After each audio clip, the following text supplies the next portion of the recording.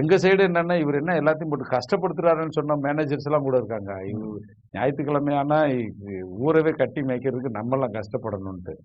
அவ்வளவு இருக்கும். அவ்வளவு 12 மணி வரைக்கும் வேலை செய்வாங்க. அன்னைக்கு வந்து 12 மணி வரைக்கும் அந்த கூட்டம் போகாது. லைட் எல்லாம் வேற ஆல்ரெடி போட்டு இப்படி ஃபோக்கஸ் லைட் எல்லாம் வச்சுதான் பண்ணுவாங்க. ஒவ்வொரு சண்டே ஆகும்போது அப்படி அதை கண்கூட பார்த்தது. இந்த பணங்களும் கொடுக்கறதும் வெளியவே தெரியாது. ஒருத்தர் வந்து படம் பண்ணணும்னு சொல்லி ஒரு ப்ரொடியூஸ், இது ஒரு உண்மை சம்பவம். ஒரு ஹோட்டல்ல மீட் பண்றோம். மீட் பண்ணதுக்கு முன்னாடி, சார் நான் பாரதி கணேஷ், எப்படி சார் என்ன வந்து படம் பண்ணணும்னு வந்திருக்கீங்க அப்படின்னு நான் கேட்குறேன்.